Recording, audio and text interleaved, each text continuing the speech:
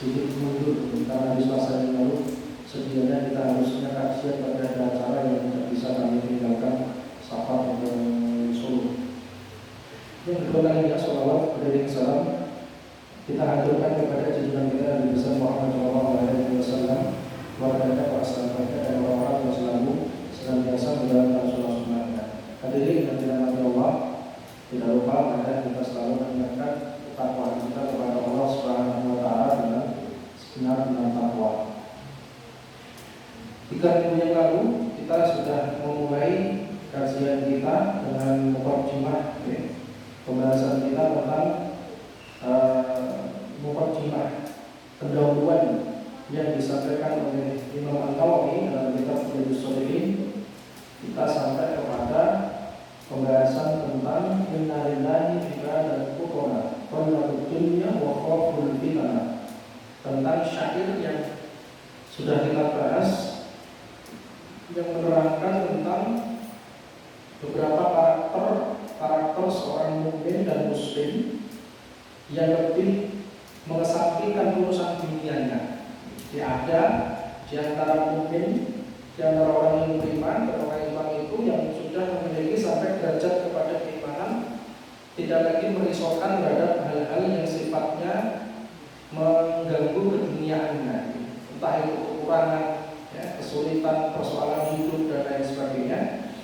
Nah, tetapi di sini diterangkan tentang sifat-sifat orang yang tidak terlalu mengejar kemewahan dunia. Dengan istilah inna lillahi ibadan fuqara, sesungguhnya ada di antara hamba Allah Subhanahu wa taala itu yang bercerai dengan dunia. Bercerai dengan dunia artinya hatinya tidak terikat dengan dunia. Kalau terikat dengan dunia, maknanya tidak terikat dengan dunia itu tidak terlalu merisaukan hal-hal yang sifatnya dunia, hal-hal yang sifatnya hura-hura, hal-hal yang sifatnya pemenuhan kebutuhan terhadap dunianya. Selama sudah cukup, maka sudah. Tidak sampai kemudian pada derajat berlebih-lebihan. Kalau kita barangkali masih banyak yang punya keinginan manusiawi. Makanya kemudian perbedaan kita dengan para ulama itu kadang-kadang para ulama sudah bisa meninggalkan hal-hal yang sifatnya keduniaan. Orang-orang zuhud itu kadang-kadang tidak melulu didominasi oleh orang-orang yang kekurangan, tidak. Orang-orang yang zuhud itu adalah orang-orang yang sebetulnya dunia itu ada di tangannya, namun keterikatan dia terhadap dunia itu tidak terlalu. Jadi memaknai kezuhudan itu bukan berarti kemudian kita tidak boleh mencari apa yang kita butuhkan di dunia dengan tidak bekerja, bukan. Tapi kezuhudan itu adalah keterikatan terhadap harta, keterikatan terhadap popularitas, keterikatan terhadap jabatan, keterikatan terhadap perasaan, suka, cinta dan lain sebagainya itu tidak terlalu mengikat dirinya. Sehingga ketika suatu saat diminta oleh Allah Subhanahu wa taala, ringan dia melepaskan. Nah, kalau kita yang sudah berkeluarga, biasanya keterikatan kita itu kepada istri, keterikatan kita kepada anak, keterikatan kita kepada harta, keterikatan kita kepada kenyamanan, zona nyaman dan macam-macamnya. Nah, bagaimana kemudian memaknai pelaku dunia?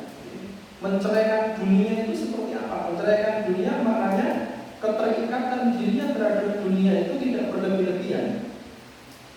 Artinya kalau ada sesuatu yang menurut takdir Allah Subhanahu wa taala bukan rezekinya, ya sudah, tidak terlalu bersedih berkelanjutan, ya, tidak terlalu berlama-lama dalam bersedih.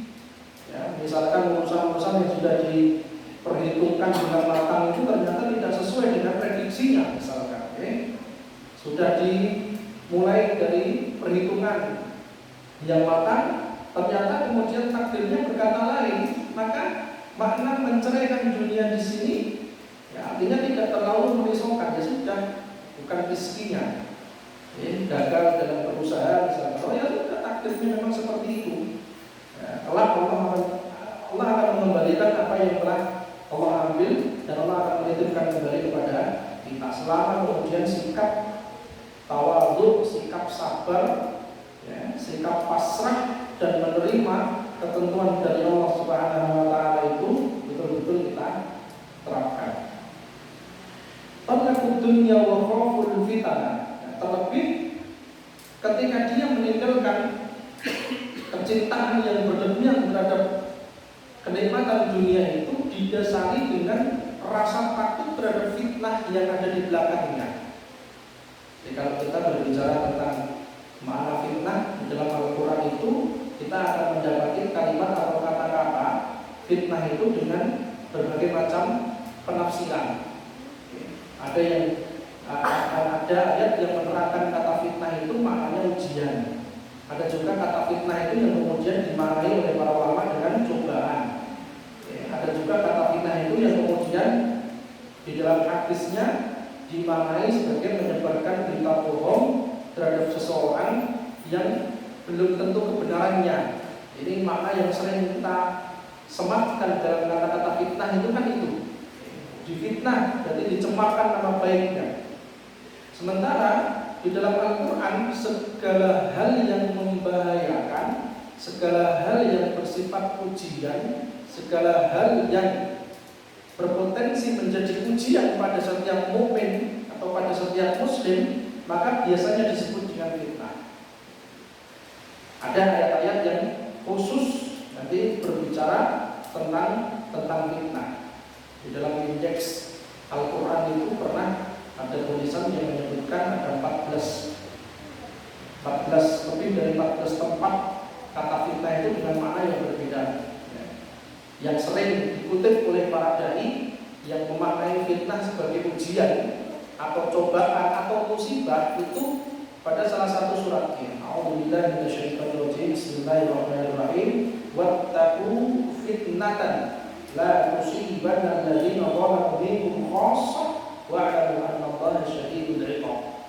Wattaqu, maka takutlah kalian, berhati-hatilah kalian terhadap fitnatan, terhadap sebuah fitnah. Di sini kemudian tidak diartikan sebagai hati-hatilah kamu terhadap orang-orang yang akan mencemarkan nama baikmu, tidak. Di sini diartikan sebagai ujian, diartikan sebagai cobaan. Maka berhati-hatilah kamu terhadap cobaan, ujian, musibah yang akan ditimpakan oleh Allah tidak kepada orang yang zalim saja. Wattaqu fitnatan la tusibanna alladziina zalamu minkum khassah. Yang ujian itu ditimpakan oleh Allah yang tidak hanya menimpa orang-orang yang zalim saja. Khassah bukan orang-orang yang zalim khas, bukan hanya orang-orang yang zalim saja, ya, tetapi juga ada orang-orang yang barangkali tidak berbuat zalim, tidak terlibat dalam kedzaliman itu, tidak terlibat dalam kemungkaran itu, tidak terlibat dalam kemaksiatan itu, namun kemudian ditimpa dengan sebuah musibah. Ya, wa'lamu annallaha syadidul 'iqab. Ketahuilah bahwasanya Allah Subhanahu wa taala dahsyat, ya, hukuman yang iqab itu ujian, tapi iqab itu hukuman. Ayat ini hadirin yang dirahmati Allah Subhanahu wa taala akan sejalan dengan hadis yang kedua. Ada hadis yang pertama diriwayatkan oleh Amirul Mukminin Abi Hafs Umar bin Khattab radhiyallahu anhu, hadis tentang niat. Jadi kenapa kemudian para ulama itu selalu mengutip dan mengawali setiap amaliyah mereka, baik itu kajian, baik itu menulis buku dan lain sebagainya, menyebarkan ilmu dengan hadis niat, karena niat ini menjadi salah satu di antara pembedanya. Ya, orang sering kami mencontohkan, ada orang sama-sama menahan lapar. Yang satu diiringi dengan niat berpuasa, maka dia dinilai dalam hal itu adalah beribadah, dapat pahala ibadah, dapat pahala puasa. Ada juga yang kemudian tidak disertai niat, semuanya tidak makan aja. Bahkan ada yang berlebih-lebihan, tidak makan, tidak minum selama setahun misalnya. Ada yang model-model seperti itu. Ya, pokoknya niatnya tidak makan, tidak minum. Ya, itu pernah di India kalau tidak salah. Ya, semenjak beredarnya media sosial itu jadi tahu, bahkan sampai diteliti.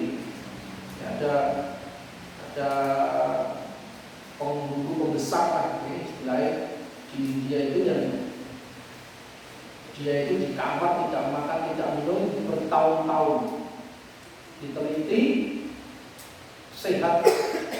Ya Allah a'lam bishawab. Kita tidak bisa memastikan apa hikmah di balik itu, kenapa Allah Subhanahu wa taala kemudian menjadikan beberapa orang itu dengan hal-hal yang di luar nalar. Kalau para nabi dan rasul jelas itu sebagai sebuah mukjizat, ijaz, kemukjizatan. Ada juga istilahnya selain mukjizat, ya, sebuah keistimewaan yang diberikan oleh Allah Subhanahu wa taala kepada selain nabi dan rasul, yang disebut dengan karomah. Kalau di dalam literasi kita sebagai seorang muslim, ada keistimewaan yang khusus diberikan kepada nabi dan rasul yang kemudian kita kenal dengan istilah mukjizat. Ada juga yang tidak kepada nabi dan rasul, bukan nabi, bukan rasul, tapi punya keistimewaan tertentu yang lain daripada orang lain. Maka ketika itu munculnya dari selain nabi dan rasul disebut dengan karomah. Ini para ulama kita yang istiqomah, yang ikhlas itu kadang-kadang oleh Allah diberikan sebuah karomah, dan karomah itu tidak bisa didatangkan. Itu pemberian dari Allah Subhanahu wa taala.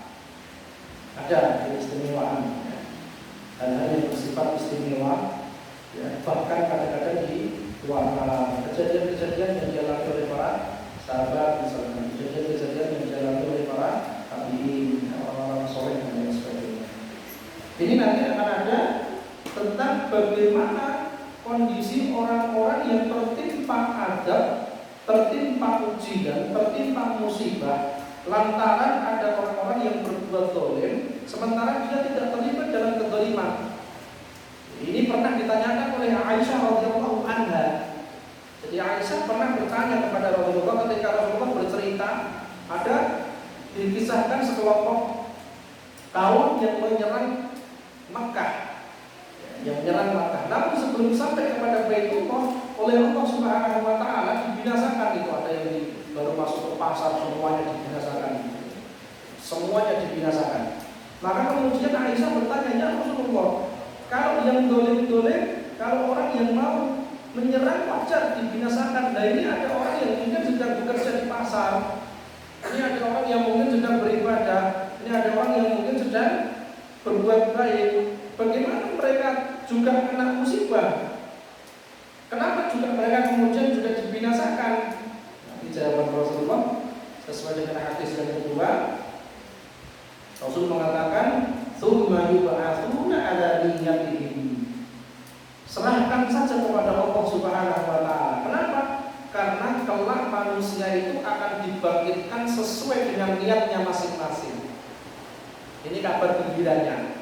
Jadi ketika Allah menurunkan musibah di suatu tempat, barangkali teknologi tidak mengaitkan itu dengan keimanan, tapi secara pemahaman kita, literasi yang kita baca, baik dari Al-Quran maupun keterangan para ulama, erat kaitannya antara ketaatan kita kepada Allah Subhanahu wa taala, kemaksiatan yang ada di kanan dan kiri kita itu yang kemudian berimbas dengan turunnya ujian. Kalau dibahas secara sains modern barangkali tidak ada ketemunya, tapi karena kita punya agama itu mengatakan seperti itu, kita punya ajaran di dalam Islam itu mengatakan seperti itu, ada kaitannya antara berbanding lurus antara ketaatan kita dengan kemaksiatan kita dengan ujian yang diberikan oleh Allah Subhanahu wa taala, ya maka kita kemudian meyakini itu. Dan itu kita pahami betul. Kenapa? Karena ketika kita tidak meyakini itu, untungnya apa, ruginya apa, pasti ada konsekuensinya. Pasti ada konsekuensinya. Karena pilihan beragama itu, ya selain kita betul-betul meyakini apa yang kita anut itu, sehingga kemudian kita berpegang kepada itu, maka memunculkan keyakinan terhadap ajaran-ajaran yang ada dalam Islam ini juga bagian daripada keyakinan kita untuk mewarnai hidup. Makanya kalau di dalam Al-Quran itu ditegaskan gulu fisil nikah, Kalau jadi orang Islam itu masuklah ke dalam Islam secara keseluruhan. Secara keseluruhan itu semuanya kita pahami, ya, semuanya kita amalkan dalam Islam, baik yang berupa keyakinan ataupun amalan-amalan. Maka kembali kepada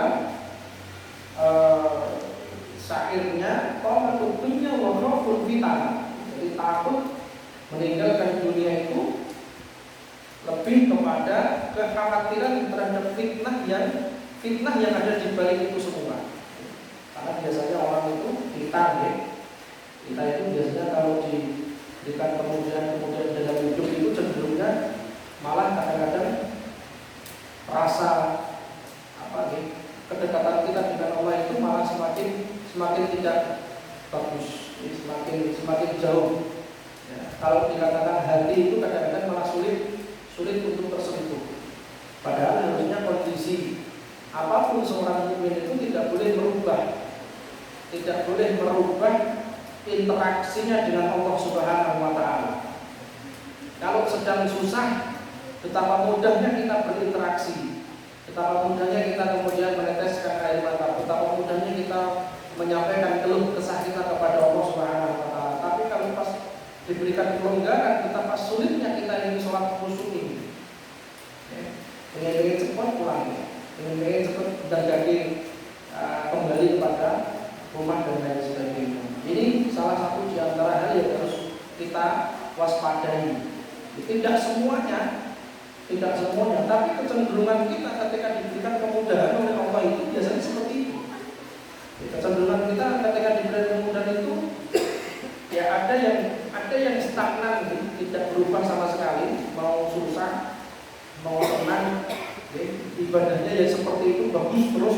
Ada juga yang kondisi manusia, kondisi iman seseorang itu ketika diberikan kemudahan semakin malah kendor, semakin tidak pernah berdoa, semakin tidak pernah berzikir, sholatnya semakin cepat sekali, semakin tidak khusyuk, semakin tidak tumaninah dan lain-lain. Kenapa? Karena kadang-kadang memang kita tidak mewaspadai fitnah, ujian yang ada di balik kemudahan yang Allah berikan kepada kita. Makanya kemudian Imam An-Nawawi rahimahullah taala beliau mengingatkan dengan mengutip syair ini, "Qarnaqud dunya wa khawful fitana."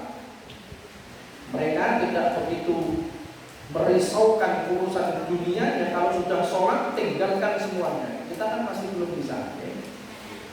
Dalam yang lain kadang-kadang lepas dari benda hitam ini betul.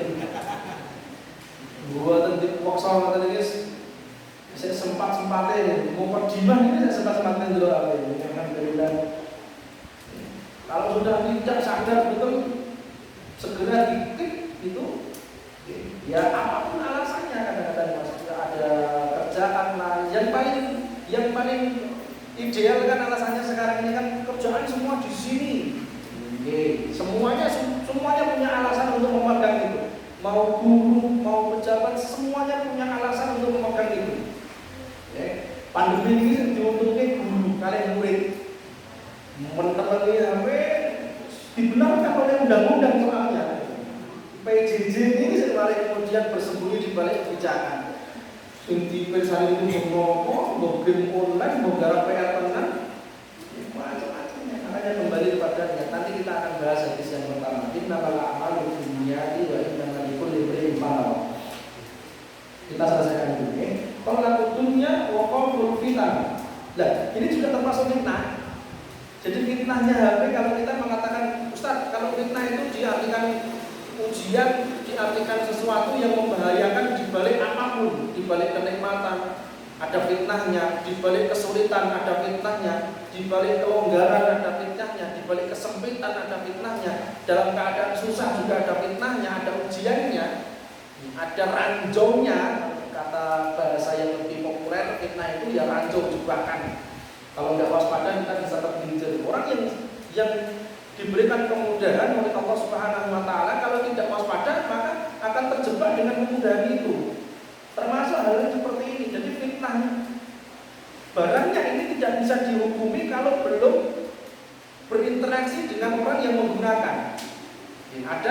Ada zat-zat yang secara hukum itu belum bisa dipastikan hukumnya ketika belum bersinggungan dengan sebuah aktivitas. HP digeledah kemauan ini barang mubah.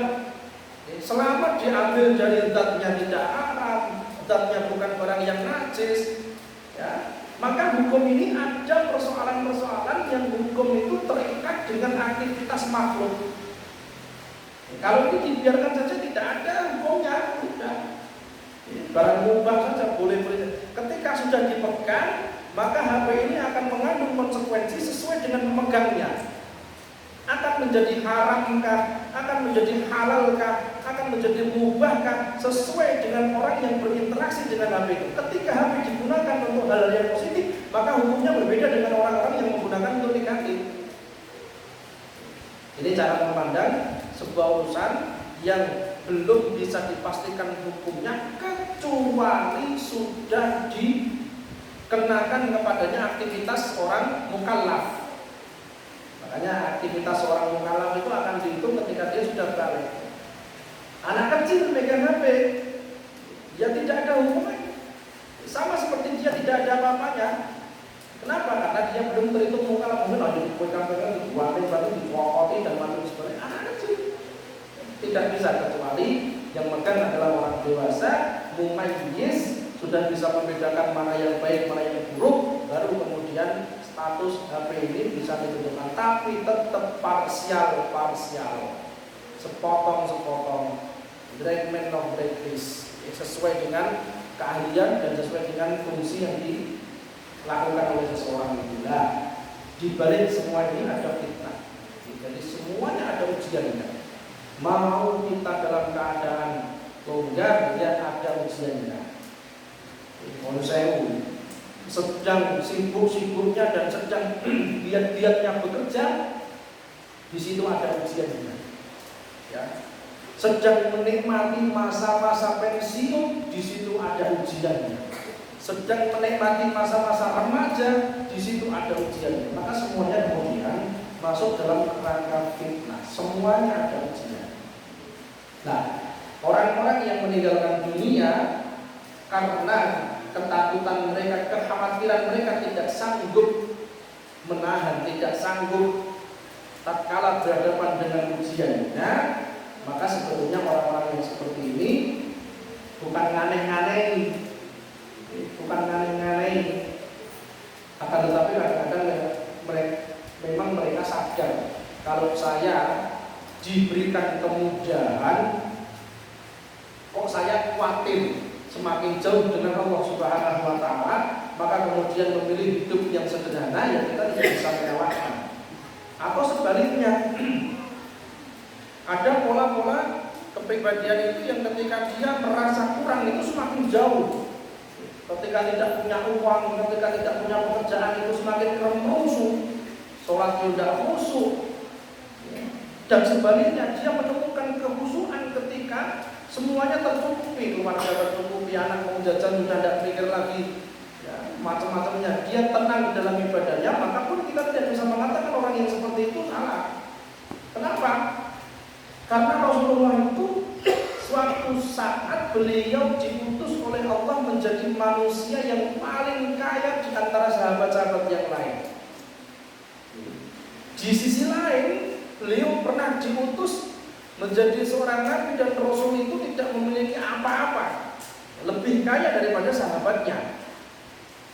Hikmahnya apa? Hikmahnya Rasulullah memang diutus untuk menjadi figur bagi orang-orang yang kaya. Ketika mereka ingin melihat figur, maka ada pada diri Rasulullah. Bagi orang-orang yang berkekurangan, ketika mereka mencari figur bagaimana menjadi muslim, kekurangan yang tetap bisa istiqomah dalam keimanan pun ada contohnya. Di situ hikmahnya.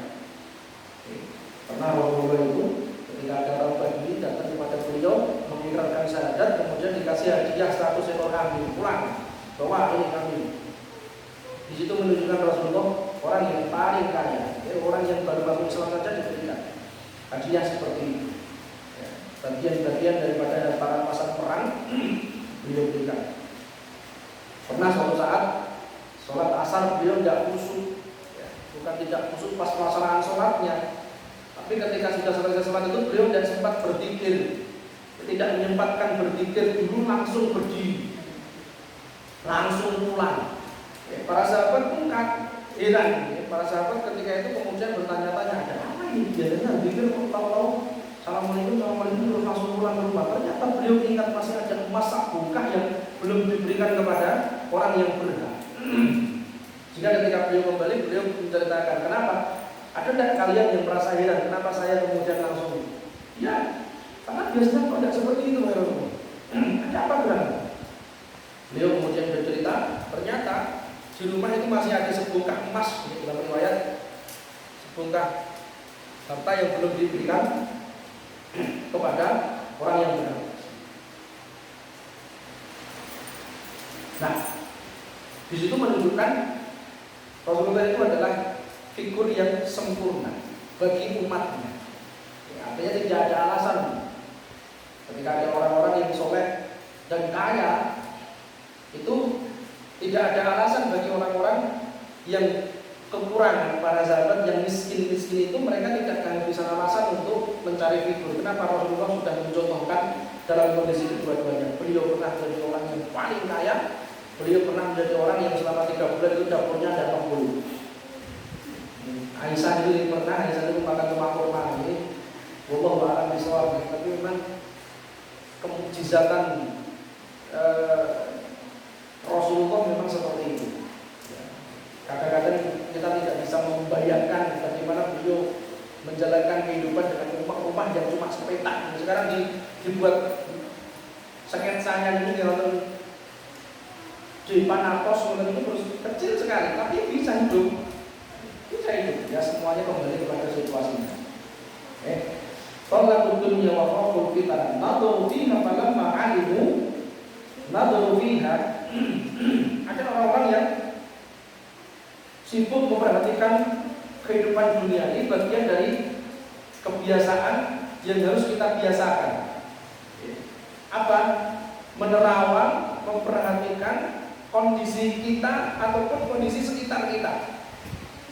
Nadufiyah, melihat kehidupan dunia, melihat hal-hal yang ada di dunia, hal-hal yang menyenangkan, hal-hal yang menyedihkan, semuanya diperhatikan. Kejadian-kejadian alam, pergantian siang dan malam, semuanya diperhatikan. Nadufiyah, falamma 'alimu, dan ketika dia mengetahui hasil daripada pengamatan itu adalah annaha laysat li hayyin watana. Ini endingnya. Jadi pengamatan terhadap dunia itu endingnya tidak lain tidak bukan adalah untuk mengetahui bahwasanya dunia itu bukan tempat tinggal kita selama-lamanya. Laysat li hayyin watana. Bukan tempat yang kekal untuk didiami. Jadi harus ini poinnya. Kalau kita berpikir tentang apapun yang ada kaitannya dengan dunia, maka yang terakhir harus kita terangkan bahwasanya dunia itu kelak akan kita tinggalkan.